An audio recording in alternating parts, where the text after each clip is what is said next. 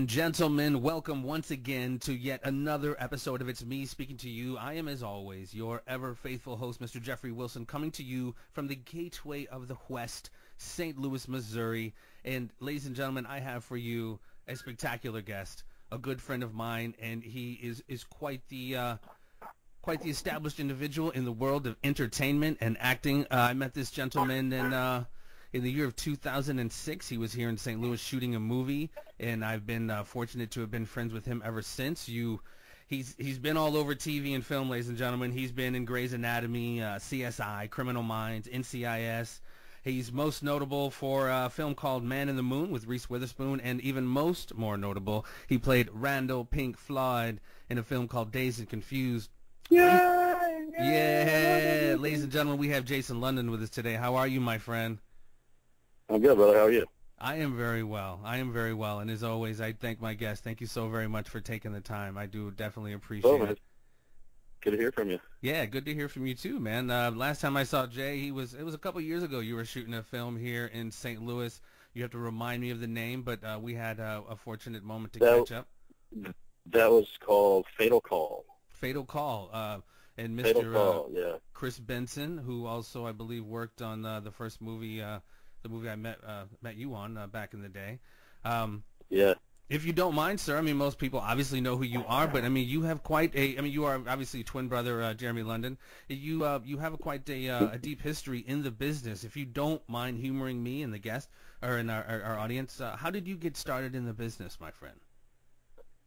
I actually got really lucky compared to most people. It's really hard for me to, I've been asked so many times over the years, how do I get in? What should I do? And I just have to tell people, honestly, it was a freak situation. My brother wanted to go to an audition for the movie The Man in the Moon in Dallas, and I had a car at the time, and he didn't. And I drove him to the audition, and we were there for a long time, and I figured, well, I'm here, might as well try. And just sort of really nonchalantly kind of went up there and did it, and then left. And then like a month later, got the call that they wanted to screen test me, and I went through then a few screen tests, and ended up getting the part. But it was kind of the thing where Jeremy wanted to go, and I drove him, and I ended up getting the part. Hopefully that but caused I was able no to, strife in the relationship there. Well, it was one of those things where he didn't get the role, at least I did, and that's what he said. He's like, gosh, Right. It's one of us did, and I was able to return the favor because I ended up getting a job about a year and a half later for NBC. I had done a pilot for Fox. It didn't get picked up, but I was still under contract to them. And then I got a job for NBC, a pilot, but I wasn't able to do it because I was a contract with Fox. So I said to them, I've got a twin brother, and Sam Waterston, who was in The Man in the Moon, said to them, I know his brother. They look just alike, and they're very similar. And so I flew to Texas, and Jeremy went and put himself on tape and sent it to them, and they were like, oh, it's basically the same guy. Cool. So then he got to do the TV series that I didn't get to do, called I'll Fly Away, which ended up winning 14 Grammys. Yeah, that was a big one. Sorry, Emmys. Emmys, yeah. Hello. So I mean, so we were able to return the favor, to each other pretty well. Nice. It did. If I remember correctly, back in the day, didn't you say? Correct me if I'm wrong, my friend, because it's been a minute. Is it your mother? You're wrong. I'm sorry. You're wrong. Is it your mother somewhere in the business? You're wrong. Wasn't she behind the camera in some capacity, gaff, something? Well, my mother had a really fun little catering service for the industry, and her husband, my stepdad, ended up being sort of really one of the industry's leading grips, like really one of the top guys working a lot of big shows and stuff. And so we were able to get them into the industry from just people that we knew that started them, and they were good at what they did, and took off from there. Right. We didn't have to do too much. Well, and it's been, it's a really easy industry to get into. Everybody. It's really easy. Yeah, right. Lately, recently, I've just as far as what you're doing, kind of what are you up to now? And I'll just kind of preface that question with, I saw one of your posts, it's a couple weeks ago, and I forget where you were working, somewhere in the Midwest. I want to say Oklahoma or somewhere, but you were doing I was in Austin. Okay, doing a film on it's the sex trade or something having to do with the sex trade. Oh, right. I did that up in Sacramento. Oh, okay.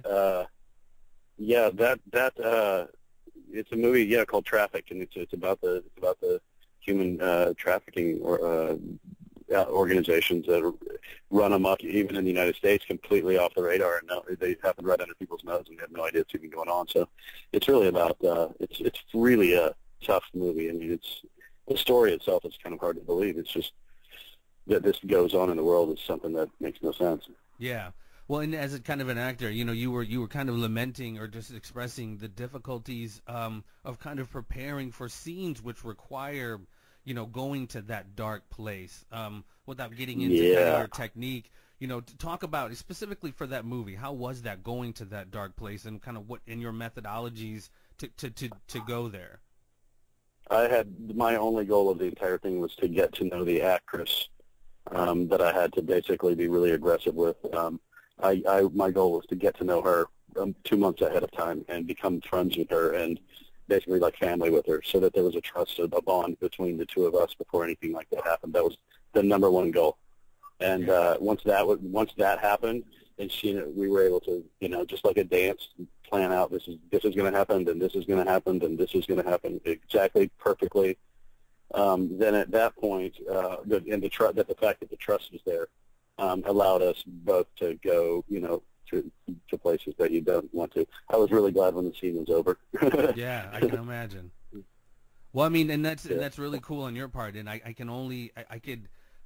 it seems like that kind of move, getting to know somebody well far in advance, of course that could have been done without that, but that particular move, I think really, I haven't seen the work yet, but I think probably makes all the difference in the world as far as what comes out as far as the product, because I think you would have to have that kind of rapport with your actress or actor to create that kind of I don't know about other people. I mean, I just know what works for me, and sure. For me personally, I can't imagine somebody being the kind of guy that would be like, no, I never want to meet the girl. I want to go in and just do these awful things to her. That seems pretty sociopathic to me. And I don't know if you would have got the job in the first place if you were that kind of person. I don't know. I don't know too many actors, though. Honestly, professionals that would not have done the same thing that I did. I mean, the people that work consistently and and continue to do so do it because they respect those boundaries and they understand them professionally. Right. Well, and honestly, sir, I mean, you've really been going at it for a very long time, and I had another gentleman, Kanan Rubin, who was. Oh, thanks. I really appreciate that. Yeah. But I mean, what would you? I asked that gentleman, Kanan Rubin. He works for CBS Television. He's been doing it for like 20 years for Entertainment Tonight. I know it's different stuff what you do, but to be going at it that long in that industry, what would you kind of attribute that to, man? There's really a high turnover rate in that industry, and you've been at it for a long time. Honestly, I mean, I guess maybe it comes down to pure respect, people that you've worked before wanting to work with you again, I guess, and also having had the incredible, blessing of being in a couple of movies that are never going to go away. Sure. That certainly helps with the longevity, and I think that everybody in this industry has gone through their moments of having like rough times and ups and downs, and we've all had our stories, and we've all had our embarrassments, and we've all had that if you can't learn from it and rise above it and get on with your life and get that in the rearview mirror, then continue to make the same mistakes, and then it's just not going to happen for you. Well, without struggle, there is no progress. You're absolutely correct. And I will testify, my friend, that one day on set, and I was just a lowly PA, and you were the star of the movie. I just happened to have been able to spend a lot of time with you, but we just happened to be fed not good stuff, and it was kind of going on for a while. And I don't know if you remember this, but you really you didn't go off by any means, but you let people know that this was really unacceptable because the crew was not being done right. That's a number one no for me as far as I'm concerned. I feel like the great producers and directors, if they had no money to do anything else, they at least feed their crews. Mm-hmm. And Orson Welles was famous for it. He had the same people work for him for 30 years because none of them ever made any money, but he fed them like kings. And I think that it's one of those things where it's just like, well, what can we get by with starving these people that are going to work 12 hours, 14 hours a day for us? What's the least amount we can spend on that? And it's pretty unacceptable. Yeah, food should not be mind you, it's honestly, it's pretty rare that it's like that. Yeah. You know. That was my first gig, so I obviously had no frame of reference, and obviously that was several years ago. But yeah, and I remember, there were so many other things that were great about that production, and I think they also stepped up their game there as well. So I mean, it's just always it's a learning thing on all sides. Right, absolutely. It certainly was for me, and it's from that point on, it's been like, kind of what to do, what not to do, because I've been kind of fortunate to work with some kind of cool crews and cool actors and such. So you had mentioned a movie that won't go away, and I think the film Dazed Confused is the one you were speaking of, sir. Yeah, that thing. Yeah, of course, man. I obviously, I spend, even before I met you, I spent all too much time watching that thing. And it's really obviously a cult classic.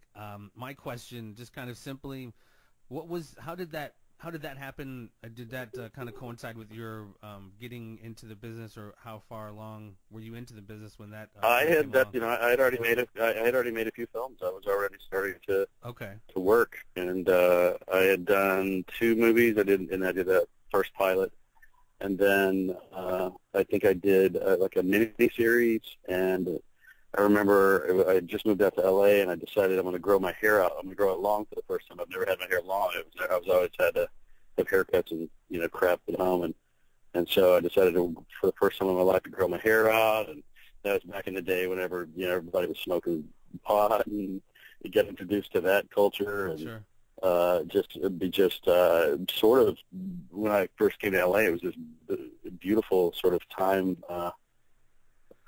Where it was like this group of like-minded people just all found each other, and I was just sort of became that guy without really realizing that I was that guy. And whenever I went in to meet Don Phillips, the producer at Universal Studios, I think when I went in, Richard Linklater was in the back of the room just sort of observing. I think they just sort of got the vibe of like, this guy really feels like what we're looking for. And then I went through a big sort of audition process after that, and ended up getting the role. But I think it was initially like, they were like, yeah, this guy's got that vibe.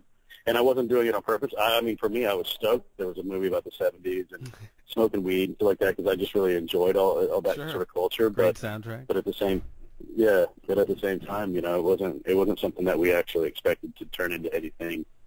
So when you got signed up for it, at all.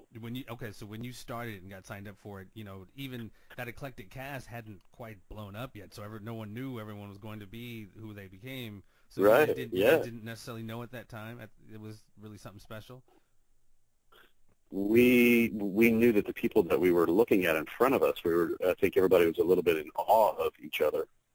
I remember, when McConaughey's eyes drooped and he went into that character at the first rehearsal, I was like, dude, I've never said this to anyone yet, but, I can't wait to watch what happens with your career. Right. And, and that's exactly what happened. It was like with Reese Witherspoon, it was the kind of thing. It was like I know right now, the second I see her work, that I'm going to be watching something, a neat career happen. And Reese Witherspoon was your co-star in Man in the Moon, correct? The Man. It was my first movie. It was her first movie as well. Okay. So it was the last movie ever directed by Robert Mulligan, who was the director of To Kill a Mockingbird. Oh wow! So it was cool. It was cool working with the old school guys like that. I didn't know that. Oh wow, that's pretty heavy, my friend. So how long did it take? Jumping to, I'm sorry, back to the days. How long did it take for you guys to shoot that? I think it's about 7 or 8 weeks. Okay, kind of normal time. So we just got to be in Austin and just enjoy our time, man. Yeah, it's just the kind of thing where I'm sorry, it's a dream job. Yeah. I mean, it's so, the film is so iconic. Obviously, help me and my listeners, if you will, my friend. Obviously, at the time, you didn't know how huge it was going to be, but what was that like day to day on set? Because the finished product is so. I'm sorry. What was that like day to day on set on that film, sir? I mean, the truth of the matter is, it was fun. It was nothing but not being really truly able to believe we were actually there doing it. Right. Every single time you saw, one of the actors come out of their trailer for the first time with in costume, it was just a big, like, everybody just, wanting to party. It was just so much fun. Yeah. It was just constantly, it was just one of those things where that's why the movie turned out so good, is because it was just a group of actors that just lived it, Yeah, and you did. And I've had so many friends, and particularly a good friend of mine, he grew up really around that time. Who was your technical consultant, if you will? Because it was so, according to this gentleman, very spot on, just from the music. Oh, well, there were look. tons of, I mean, there was no one person. It was tons of people. Richard Linklater himself, it was a brilliant art department, and it was the kind of job where an art department just dreams of getting to do that stuff, Right. especially if there's a budget, Did you? And, I'm sorry. back then, low budget was very different than what low budget is now. Yeah, Back what then, was that? if you did a movie for $7 or $8 million back then, that was really low budget. You could make 7 or 8 movies now for that. Right. No, absolutely. The medium has changed. Do you stay in contact with any of those guys, or Linkletter, or any of those guys? It's the kind of thing where when we cross paths, we cross paths. Everybody's all over the place. So trying to nail down somebody and actually get to spend time with them is almost an impossibility. So you told this is a good thing.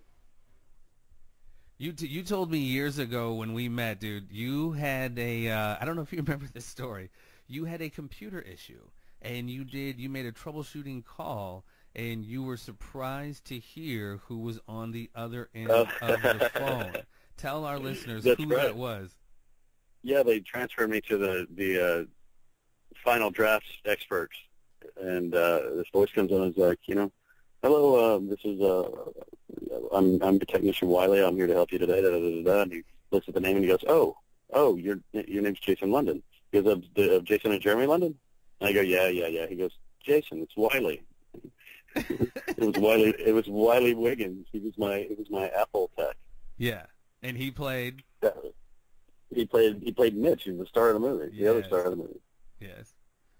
That's. I mean, I don't even know. I mean, the odds of that happening. This is absolutely insane. Well, he's big into computers and stuff. I mean, he helped Linklater with like a Scanner Darkly and all of that stuff. Like he's a brilliant computer guy. I mean, he's really that's what he does and that's what he loves.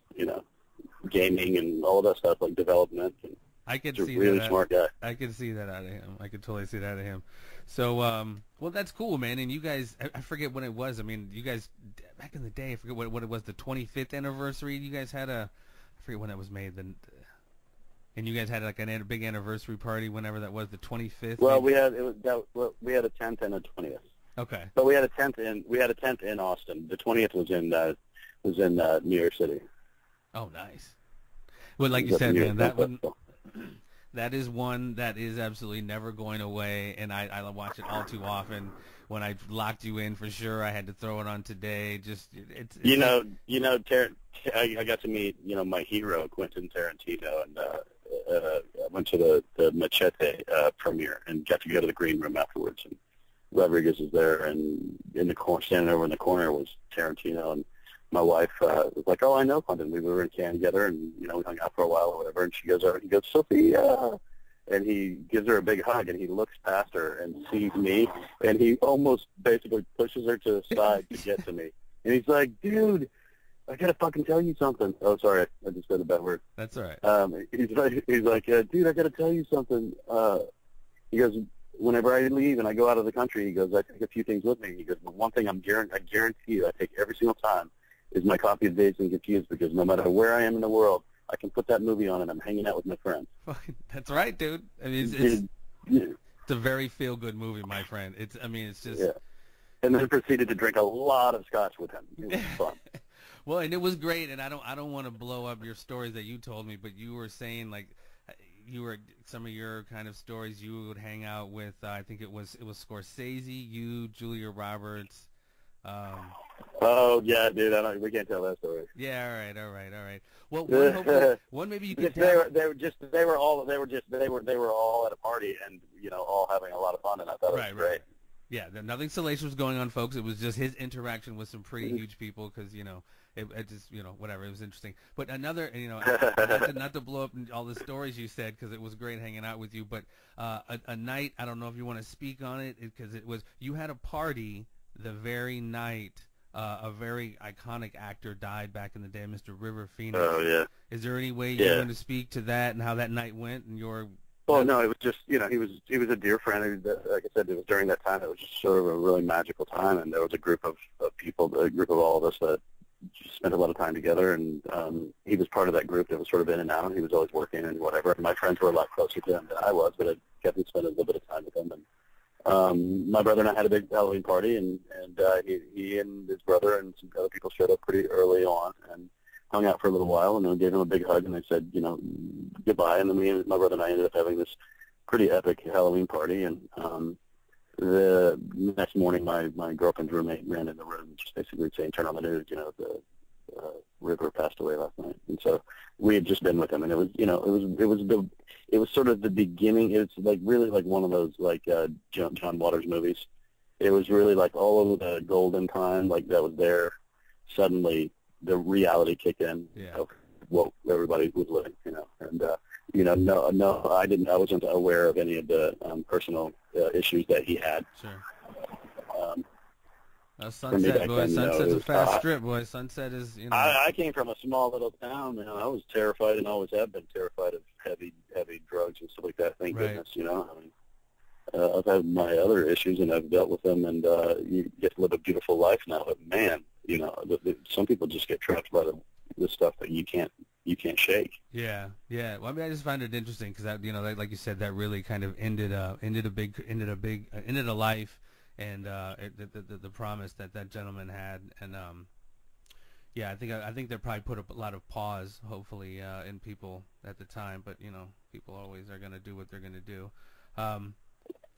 Going on to, I don't want to keep you too much longer, my friend. I just want to hear what are you up to now? What has Mr. Jason London got coming on for the end of 2015 and coming up 2016? Well, actually, I've got a couple of things that are going to sort of take me into the end of the year, which is good because the business just disappears for Christmas and New Year's.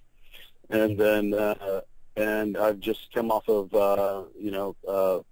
5 projects in the last 4 months, and it's been a lot of fun. And he's a busy man. I've been back and forth to Michigan a few times for a couple projects, which is beautiful up there, and I am going to Amsterdam at the end of the month, and then I'm going to Amsterdam in the middle of next month, and then from there going to Bulgaria.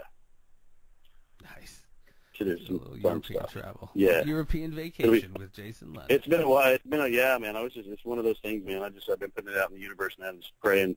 And God, I sure would like it. If you could go back to Europe, I'd like to get out of the country. It's been a while.